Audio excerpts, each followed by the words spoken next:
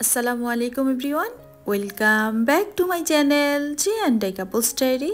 কেমন আছেন সবাই? আশা করি আল্লাহর অশেষ রহমতে আপনারা সবাই অনেক বেশি ভালো আছেন। আলহামদুলিল্লাহ, আমরাও ভালো আছি। বরাবরের মতো নতুন আরও একটি ব্লগ নিয়ে হাজির হয়ে গেলাম। আশা করি ব্লগটি আপনাদের কাছে অনেক বেশি ভালো লাগবে। আজকে আমি আপনাদের সাথে আমার দশম রোজার ব্লগটা শেয়ার করছি। আজকে যেহেতু এখানে 11 রোজা চলছে, রোজাগুলো এত দ্রুত চলে যাচ্ছে কি আর বলবো। রহমতের 10টা দিন একদম চোখের পলকেই শেষ হয়ে গেল। আমরা তো সবাই জানি যে রমজান মাসের প্রথম 10 দিন হলো রহমত, আর দ্বিতীয় 10 দিন হলো মাগফেরাত, আর শেষ 10 দিন হলো নাজাতের। তো রহমতের 10টা দিন আমরা শেষ করে ফেলেছি। আসলে মনটা খুব খারাপ লাগছে। রহমতের 10 দিন আলহামদুলিল্লাহ অনেক বেশি ভালো কেটেছে। আপনাদের কেমন কেটেছে অবশ্যই আমাকে কমেন্টস করে জানাবেন। এখন যেহেতু 11 রোজা চলছে, তো মাগফেরাত চলে এসেছে। সাধারণভাবে বলা হয়ে থাকে প্রথম 10 দিন আল্লাহ তাআলা তার বান্দাদের প্রতি রহমত বা দয়া বন্টন ও বিতরণ করতে থাকবেন, আর দ্বিতীয় 10 দিন আল্লাহ তাআলা তার বান্দাদের ক্ষমা করতে থাকবেন, আর শেষ 10 দিন আল্লাহ তাআলা তার বান্দাদের জাহান্নাম থেকে নাজাত বা মুক্তি দিতে থাকবেন। রমজান মাসের মাঝের 10 দিন হচ্ছে মাগফেরাত বা ক্ষমার। মাগফেরাতের এই দশকে প্রতিটা মুমিনের আশা আল্লাহ পাক যেন তাকে ক্ষমা করে দেন। মাগফেরাতের দশকে আল্লাহর কাছ থেকে প্রত্যেক মুমিনের বেশি বেশি তওবা ও ক্ষমা প্রার্থনা করা উচিত, কারণ তওবা সফলতার চাবিকাঠি। এই মাগফিরাতের 10টা দিন আল্লাহর কাছে আমরা বেশি বেশি তওবা করব। আল্লাহ যেন আমাদের সবার সমস্ত গুনাহখাতাগুলো মাফ করে দেন, আমিন। আল্লাহ সবাইকে 30টা রোজা রাখার তৌফিক দান করুক। আমাদের সৌভাগ্য যে আমরা রোজাগুলো করতে পারছি। আসলে আগামী বছর বেঁচে থাকবো কি থাকবো না সেটা তো কোনো গ্যারান্টি নেই। হয়তোবা বেঁচে থাকলে আগামী বছর আবার রোজা পেতে পারি। তো আল্লাহ সবাইকে নেক হায়াত দান করুক। আপনাদের সাথে কথা বলতে বলতে কিন্তু আমি আমার সকালের কাজগুলো করে নিচ্ছি। সকালে ঘুম থেকে ওঠার পর ফ্রেশ হয়ে আমি চলে আসি কিচেনে এসে কিন্তু থালা বাসনগুলো আমি ক্লিন করে নিই। রাতের বেলা যেহেতু থালা বাসনগুলো ক্লিন করি না, তো সকালবেলা ঘুম থেকে ওঠার পরই হচ্ছে এগুলো ক্লিন করে নিয়েছি। এখন এগুলোকে আমি এখানে শুকাতে রেখে দিব। রোজার দিনে অল্প সময়ের মধ্যে আমি ঘরের সমস্ত কাজ যেভাবে শেষ করি, তো সেটাই আজকে আপনাদের সাথে শেয়ার করব।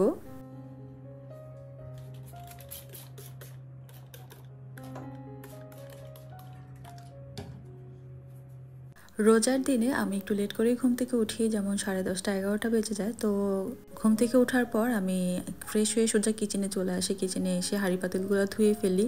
তারপর হচ্ছে আমি সংসারের সমস্ত কাজ এক এক করে করে ফেলি। রোজার দিনে যেহেতু সকালে নাস্তা খাওয়ার কোনো ঝামেলা নেই এবং দুপুরেও রান্না খাওয়ার কোনো ঝামেলা নেই, তো সকাল সকাল যদি আমরা সংসারের কাজগুলো সেরে ফেলি তাহলে কিন্তু বিকেলের দিকে আমাদের কাজের আর তেমন কোনো প্রেশার থাকে না। থালা বাসনগুলো ক্লিন করে নেওয়ার পর আমি চুলাটাও ক্লিন করে নিয়েছি, কাউন্টার টপটাও ক্লিন করে নিয়েছি। এখন চলে আসি শরবত বানানোর জন্য। আমি এখানে গুড় নিয়েছি। গুড় দিয়ে যেহেতু আমরা শরবতটা খাই, তো গুড়টা আমি আগে থেকে ভিজিয়ে রাখি, সামান্য একটু লবণ দিয়েছি। এখন চিয়া সিডটাও ভিজিয়ে রাখবো। পরে আমি এখানে লেবুটা অ্যাড করব। তো এভাবে করে যদি কাজ করি আমরা গুছিয়ে, তাহলে কিন্তু আমাদের বিকেলের যেই কাজের একটা প্রেশার থাকে সেটা আর থাকে না। তো আমি এভাবেই চেষ্টা করি কাজগুলো এক এক করে গুছিয়ে নেওয়ার। তো আমার শরবতটা এভাবে করে ভেজানো শেষ হয়ে গিয়েছে। আমি এটাকে রেখে দিব। আর এদিকে হচ্ছে আমি মাছ ভিজিয়ে রেখেছি। মাছটা যেহেতু যে মাছটা আমি রান্না করব সেটা আমি ভিজিয়ে রেখেছি। গোসলের আগে আমি এটা কেটে তারপর হচ্ছে গোসলে যাব। কিচেনের সব কাজ শেষ করে এখন কিচেনটা আমি ঝাড়ু দিয়ে নিচ্ছি। আমি যেহেতু আমার সংসারের কাজ একা হাতেই করে থাকি, তো এভাবে স্টেপ বাই স্টেপ এক এক করে হচ্ছে আমি আমার সংসারের কাজগুলো করে থাকি। আর এখানে দেখতে পাচ্ছেন ময়লার থেকে আমার কিন্তু চুলটাই বেশি দেখা যাচ্ছে, কারণ প্রচুর হেয়ার ফল হয় এখানে। কি আর বলবো, কিভাবে যে এটা স্টপ করব সেটা জানি না। আপনাদের যদি কোনো জানা থাকে কোনো কিছু, তাহলে আমাকে প্লিজ কমেন্টস করে জানাবেন। প্রচুর পরিমাণে হেয়ার ফল, এখানে আসার পর থেকে অনেক বেশি হেয়ার ফল হচ্ছে। এটা একটা কি বলবো, এখানে আসলে ওমানে যারা থাকে সবারই হচ্ছে এই প্রবলেমটা, যে প্রচুর পরিমাণে হেয়ার ফল হয়। তো এটার কোনো আমি সলিউশন খুঁজে পাচ্ছি না। আপনাদের যদি কোনো সলিউশন আপনারা জেনে থাকেন তাহলে অবশ্যই আমাকে কমেন্টস করে জানাবেন। কিচেনের সমস্ত কাজ আমি শেষ করে তারপরে চলে আসলাম বেডরুমটা গুছাতে। বেডরুমটা গুছিয়ে নিয়েছি। আর এখানে হচ্ছে আমার হাজব্যান্ডের কিছু কাপড় আমি হচ্ছে আলমারি থেকে বের করে নিয়েছি। এগুলো আমার হাজব্যান্ড পরে না, তো কিছুটা পুরনো হয়েছে, তো বেশি একটা পুরনো হয়নি। তো এগুলাকে আমি কি করব, এগুলাকে হচ্ছে আমি ডোনেশন বক্সে রেখে দিব। এই সবগুলা কাপড় কিন্তু ওয়াশ করা এবং আয়রন করা। তো এভাবেই করেই হচ্ছে আমি ডোনেশন বক্সে রেখে আসব। আর এখানে যেহেতু কোনো গরিব মানুষ নেই, তো এভাবে করেই হচ্ছে ডোনেশন বক্সেই হচ্ছে কাপড়গুলো রাখতে হয়। আর আমাদের দেশে তো অনেক মানুষই আসে কাপড় নেওয়ার জন্য, তারপরে হচ্ছে মানবতার অনেক দেওয়াল থাকে, সেখানে রেখে আসে। আমি যখন বাংলাদেশে ছিলাম তখন হচ্ছে একটা খালা আসতো, তো ওনাকে হচ্ছে আমি আমার কাপড়গুলো দিয়ে দিতাম। তো এখানে তো ওরকম কাউকে পাচ্ছি না, তো এখানে ডোনেশন বক্সে এগুলো রেখে দিতে হবে। আসলে নিজেদের সামান্য একটু উদ্যোগে কিন্তু আরেকটা মানুষের মুখে আমরা হাসি ফোটাতে পারি। আর এখন যেহেতু রমজান মাস, আমরা বেশি বেশি দান সদকা করব। রমজান মাসে অনেক সোয়াব পাওয়া যায়, এবং যাদের হচ্ছে জাকাত দেওয়া ফরজ হয়েছে, তো আমরা অবশ্যই হচ্ছে এই রমজান মাসে বেশি বেশি করে জাকাত দিব। জাকাত বা দান করার ক্ষেত্রে আমাদের টাকা পয়সা কিন্তু কমে যায় না, বরঞ্চ আল্লাহ তাআলা বরকত দেয়, বাড়িয়ে দেয়। ভিডিওর এই পর্যায়ে আপনাদের কাছ থেকে ছোট্ট একটা জিনিস চেয়ে নিচ্ছি। আপনারা যারা এখন পর্যন্ত আমার ভিডিওটা কন্টিনিউ করতেছেন, আমার ভিডিওটি দেখে যদি আপনাদের কাছে ভালো লেগে থাকে, প্লিজ ভিডিওতে একটা লাইক দিয়ে দিবেন। আর আপনি যদি আমার চ্যানেলে নতুন হয়ে থাকেন, আপনি চাইলে কিন্তু আমার চ্যানেলটা সাবস্ক্রাইব করে আমার এই ছোট্ট পরিবারে আপনি একজন সদস্য হয়ে থেকে যেতে পারেন। আর আপনি যদি অলরেডি সবগুলা কাজ করে দিয়ে থাকেন, তাহলে আপনাকে জানাই অসংখ্য ধন্যবাদ। আপনাদের দেওয়া ছোট্ট একটা লাইক এবং সুন্দর একটা কমেন্টস আমাকে পরবর্তী ভিডিও বানাতে অনেক বেশি মোটিভেট করে। আমরা যখন সকাল সকাল ঘরের সমস্ত কাজ শেষ করে ফেলি, তখন কিন্তু আমাদের হাতে অফুরন্ত টাইম থাকে। তো সেই টাইমটাতে আমরা যে কাজগুলো করতে পারি, এখন যেহেতু রমজান মাস, রমজান মাসে আমাদের ইবাদত বন্দিগি বেশি বেশি করে করতে হবে, তো সেগুলার কিন্তু করার প্রচুর সময় পাওয়া যায়। আর সেগুলা করে আমি এখন চলে আসি আসরের পরে রান্নাবান্না করতে। আমি আজকে হচ্ছে শুটকি দিয়ে ভর্তা করব, আর সাথে হচ্ছে বরবটি আর রসুন নিয়েছি, এগুলাকে আমি সিদ্ধ করে নিয়েছি। তো এগুলা দিয়ে আজকে ভর্তা করব। আসলে রোজার দিন না, একটু ভর্তাটা খেতে ইচ্ছে করতেছিল, তার জন্য হচ্ছে ভর্তাটা বানিয়ে নিব। রোজার দিন হচ্ছে প্রতিদিন মাছ মাংস খেতে খেতে একদমই বিরক্ত হয়ে গিয়েছি, তাই ভাবলাম যে আজকে একটু ভর্তা বানিয়ে নিব, শুটকি ভর্তা, সাথে বরবটিও দিব। তো সেটা সিদ্ধ বসিয়ে দিয়েছি। আর এদিকে হচ্ছে মাছটা আমি কেটে কুটে ধুয়ে তারপরে হচ্ছে লবণ মরিচ হলুদ মাখিয়ে রেখেছিলাম, তো এখন রান্না করে নিব। আমি সেহরির রান্নাটা হচ্ছে আসরের পর পর রান্না করে নিই, কারণ ইফতারের পর হচ্ছে রান্না করতে আর তেমন একটা ভালো লাগে না। তো তার জন্যই হচ্ছে আমি ইফতারের আগে আসরের পরে হচ্ছে রান্নাটা আমি কমপ্লিট করে রাখি। রাতের বেলা শুধু আমি ভাতটা রান্না করি। তো এখানে আমি মাছটা ভেজে নিয়েছি, এখন মাছটা আমি একটু ভুনা করে নিব। তার জন্য যা যা মশলা লাগে এখানে আমি সব মশলা দিয়ে দিচ্ছি, দিয়ে মশলাটাকে একটু ভালো করে আমি কষিয়ে নিব। আমরা যারা গৃহিণী রয়েছি, আমাদের কিন্তু একই কাজ ঘুরে ফিরে, রান্না বান্না, খাওয়া দাওয়া, সংসারের কাজ, এগুলা প্রতিটা সংসারের কাজ একই রকম হলেও কাজের ধরন কিন্তু আলাদা হয়ে থাকে। এক একজনের কাজের ধরন কিন্তু এক এক রকমের হয়ে থাকে। তো আমি যেভাবে কাজ করি সেগুলাই আপনাদের সাথে শেয়ার করার চেষ্টা করি। আর আপনারা যখন খুব সুন্দর সুন্দর কমেন্টস করেন, আমার কাজের প্রশংসা করেন, তখন কিন্তু আমার বেশ ভালো লাগে। আপনাদের সাথে গল্প করতে করতে কিন্তু এদিকে আমি মাছ ভুনার জন্য যে মশলাটা করেছি সেটা কষানো হয়ে গিয়েছে। আমি এখানে টমেটো দিয়েছিলাম, এখন মাছ দিয়ে দিলাম, দিয়ে এই তো আমার রান্নাটা কমপ্লিট হয়ে গিয়েছে, আমার মাছ ভুনাটা কমপ্লিট হয়ে গিয়েছে।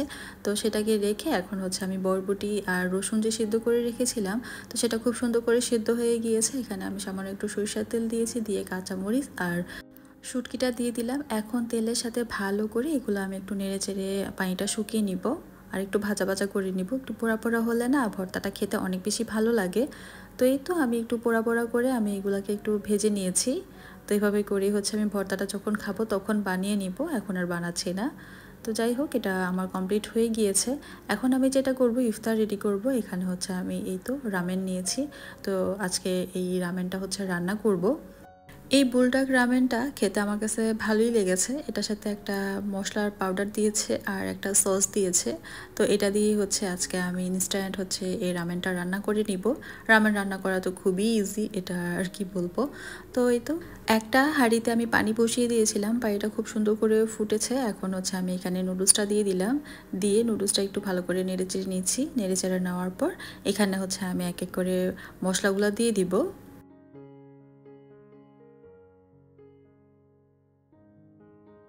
এই মশলাটা আমি দিয়ে দিচ্ছি। এখানে মেবি মিল্ক, তারপরে আরও কিছু হার্ব ছিল, তো এটা দিয়ে দিলাম। তারপরে হচ্ছে আমি সসটা দিয়ে দিব। আসলে সসটা দেখতে যতটা ঝাল মনে হচ্ছে, আসলে অতটা ঝাল না এটা খেতে। আমি তো ঝাল অনেক বেশি পছন্দ করি, তো আমার কাছে এটা মোটামুটি ঝাল লেগেছে, বেশি একটা ঝাল না। আমার হাজব্যান্ডের কাছে আবার একটু ঝাল লাগে, আমি তো যেহেতু ঝাল বেশি খাই। তো যাই হোক, এটাকে আমি একটু ভালো করে মিক্সড করে নিচ্ছি। এই রামেনটা আমার কাছে সত্যি অনেক বেশি ভালো লেগেছে। আপনারা যারা খেয়েছেন তো আপনারা তো জানেনই। আর এদিকে কিন্তু আমি ফ্রুটসগুলোও কেটে নিয়েছি, রামেন রান্নার পাশাপাশি টেবিলটাও সাজিয়ে নিচ্ছি। এখানে কিন্তু আমার নুডলসটা খুব সুন্দর করে সেদ্ধ হয়ে গিয়েছে। সবশেষে আমি এখানে দিয়ে দিব মজরেলা চিজ। এই চিজটা দেওয়ার পর কিন্তু এই রামেনের টেস্টটা অনেক বেশি বেড়ে যায়। তো আমি এখানে চিজটা দিয়ে দিলাম, দিয়ে একটু সামান্য নেড়েচেড়ে নিচ্ছি। নেড়েচেড়ে আমি এটাকে সার্ভ করে নিব।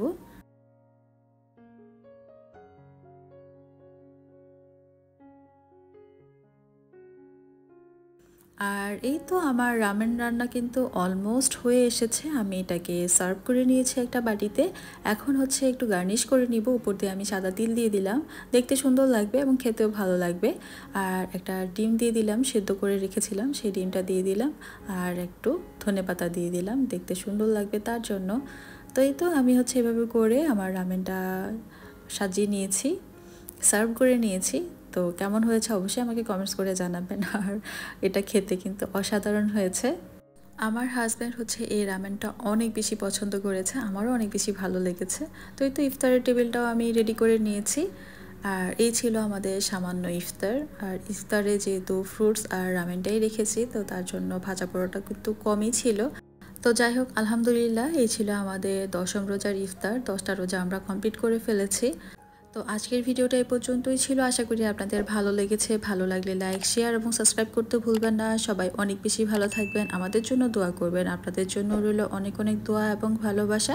দেখা হবে নেক্সট ভিডিওতে। সবাই সেই পর্যন্ত ভালো থাকবেন। আল্লাহ হাফেজ অ্যান্ড আসসালামু আলাইকুম।